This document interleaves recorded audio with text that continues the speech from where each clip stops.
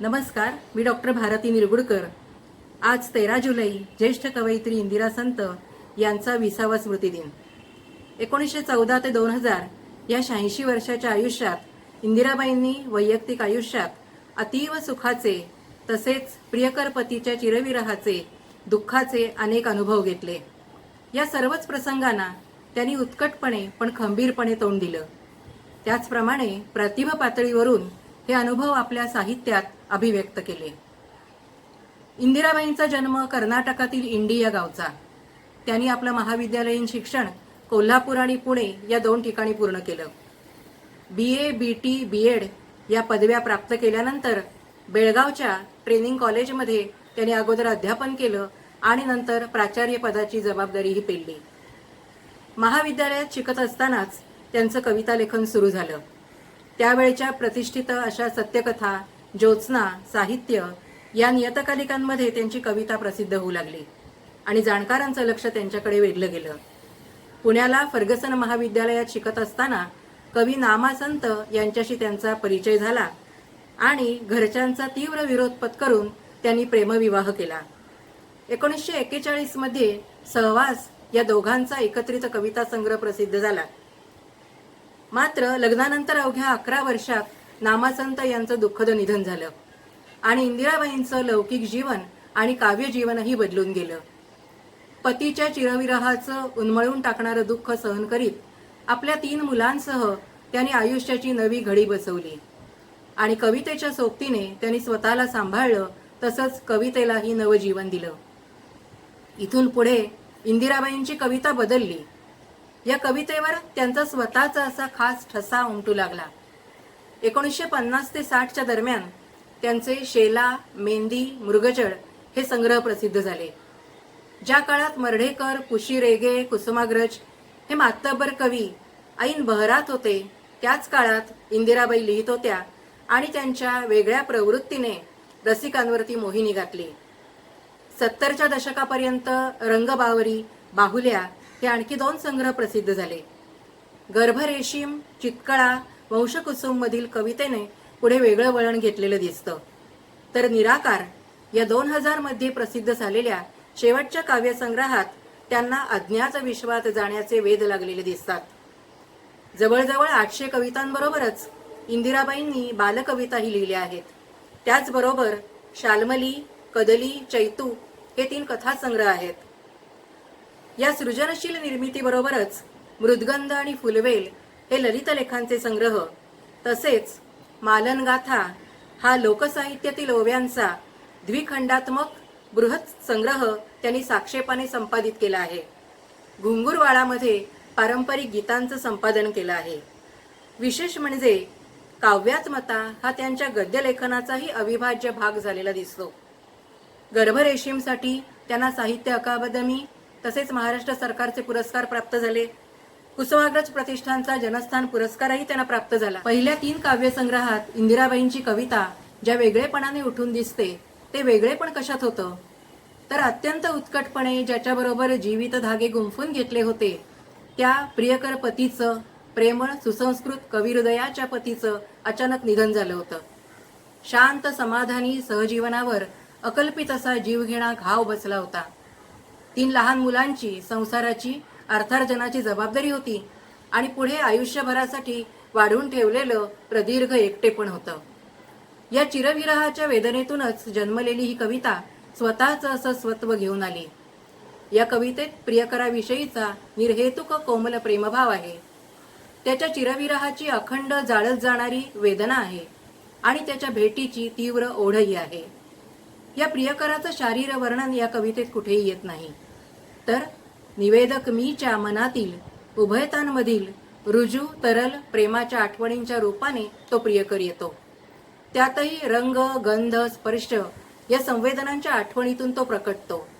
मरवा या कवितेमध्ये ती म्हणते, पुस्तकातील खूण कराया दिले एकदा पीस पांढरे, पिसाहुनी सुकुमार काहीसे देता घेता त्यात थरारे, असेच काही द्यावे घ्यावे, असेच काही द्यावे घ्यावे, दिला एकदा ताजा मरवा, देता घेता त्यात मिसळला गंध मनातील नाजूक हिरवा।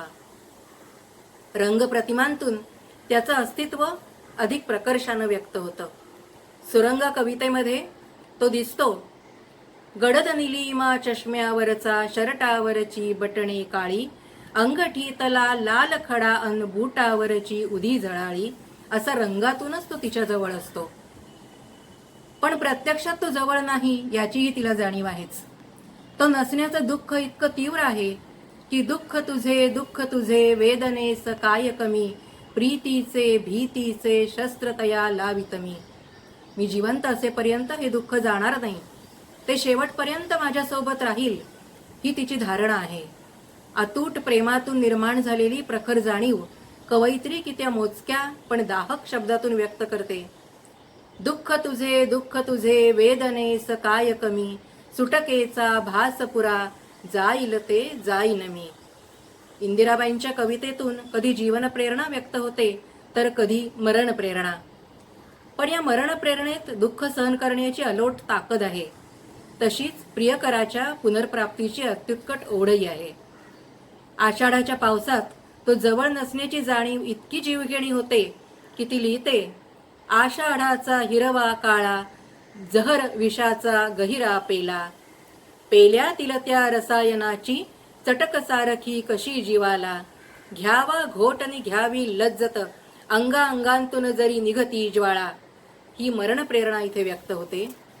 तर येशील कधीतरी दिसेल तेव्हा, अफाट वाळू उन्हा खालती, तुझ्या पावला भेटा या परी, येतील दोनच हिरवी पाती. या कवितेत तिची नवसर्जनाची प्रेरणा दिसते. इंदिराबाईंचा अनुभव विश्व प्रामुख्यानं ऐककेंद्री आहे.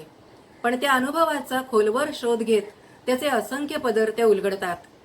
रंगबावरी, बाहुल्या या संग्रहांमध्ये त्यांनी घराबाहेर पडून अर्थार्जन करणाऱ्या स्त्रीच्या भावविश्वालाही साकारलं आहे.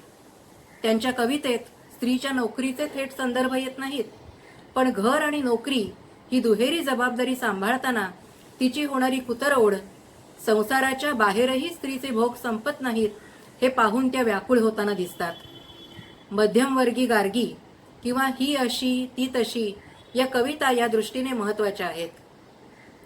ही अशी ती तशी त्यांचे जग वेगळे आहे, एक सिनेमा एक गजरा म्हणजे त्यांची चैन आहे, शेऱ्यासाठी बदलीसाठी काय द्यावे हिशेब आहे, वेळोवेळी आत्म्यावरती काळा थर चढतो आहे. आत्मा विकायला लावणाऱ्या व्यवस्थेवर बाईंनी केलेलं हे भाष्य किती सूचक आहे. गर्भरेशीम, चितकळा, वंशकुसुम या संग्रामपर्यंतच्या कवितेत त्यांची भूतकाळाकडे आणि वर्तमान काळाकडेही पाहण्याची संयत तटस्थ दृष्टी व्यक्त होते. आपल्या वाट्याला आलेले कष्ट भोगून संपले आहेत, आता एकटेपणाची व्यथाही ओलांडून कशातही न गुंतता पुढे जायचं आहे, ही निर्लेप वृत्ती या टप्प्यावर मूळ धरताना दिसते. पाकळ्या गळून नुसते पराग उरावे, परागही गळून नुसता सुगंध उरावा, अशी प्रतिकात्मक भावना त्या बोलू लागतात. निराकार या शेवटच्या काव्यसंग्रहात याच विशुद्ध जाणीवेचे अनेक विभ्रम पाहायला मिळतात. एका कृतार्थ जाणीवेतून त्या आयुष्याकडे भविष्याकडेही पाहतात. पुढे सर्वच निराकार आहे, अज्ञात आहे. त्या अज्ञाताचे वेध आता तिला लागले आहेत, असं प्रत्येक कवितेत जाणवत राहतं. पण तिला अज्ञाताची भीती वाटत नाही. अज्ञाताची निराकारात मिसळून जाण्याची ओढ लागते. या ओढीचाही ती आनंद घेते. या संग्रहातील अनुभव विश्व म्हणूनच निर्भय, परिपूर्ण आणि तृप्त आहे. पंचप्राण पंचमहाभूतांमध्ये विलीन करण्याचा नितांत सुंदर अनुभव इंदिराबाई निसर्ग रूपांच्या एकत्रीकरणातून, एकात्मिकीकरणातून मांडतात.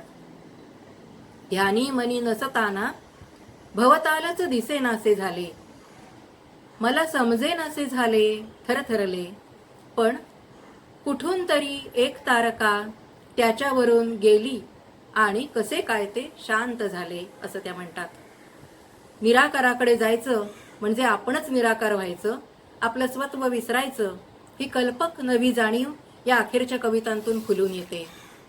इंदिराबाईंच्या एकूण काव्यलेखनात रंगांच्या प्रतिमा ठळकपणे येतात, पण ते रंग हा अनुभवाचा एक भाग असतात. किंबहुना रंगांतूनच ते अनेक अनुभव घेतात. मग तो कधी प्रियकराचा अनुभव असतो, कधी मीच्या भावना असतात, कधी तिचं दुःख असतं. त्याचबरोबर चंद्र, तारका, सूर्य, पृथ्वी जमीन, आकाश, फुले, वेली अशा निसर्ग प्रतिमा किंवा घर, खिडकी, खुर्ची, कपाट या मानवनिर्मित वस्तू ही प्रतिमा म्हणून येतात. मृण्मयी ही कविता या दृष्टीने अत्यंत उल्लेखनीय आहे. पण या सांकेतिक प्रतिमांचा वापर इंदिराबाई अत्यंत नाविन्यपूर्ण भावसंबंध व्यक्त करण्यासाठी करतात. ऐक जरा ना या कवितेमध्ये घर, दरवाजा, खिडकी, खुर्ची या वस्तू तिच्याशी बोलतात आणि त्यातून त्यांनी जपलेल्या तिच्या प्रियकराच्या आठवणी, त्याच्या मनातील तिला ज्ञात नसलेल्या भावना एका पावसाळी दिवशी तिला समजतात आणि ती अधिकच व्याकुळ होते. याच निसर्ग प्रतिमांचा वापर कवयित्री अखेरच्या कवितांमध्येही करते.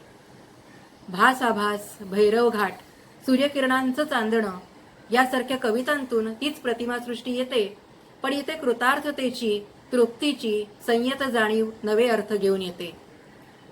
प्रत्येक टप्प्यावर प्रतिमांच्या नाविन्यपूर्ण वापरासह अनुभवाचे नवे नवे कंगोरे शोधणारी इंदिराबाईंची कविता आणि त्यांच्या स्मृती रसिकांना निरंतर मोहवीत राहतात, निरंतर मोहवीत राहतील. धन्यवाद.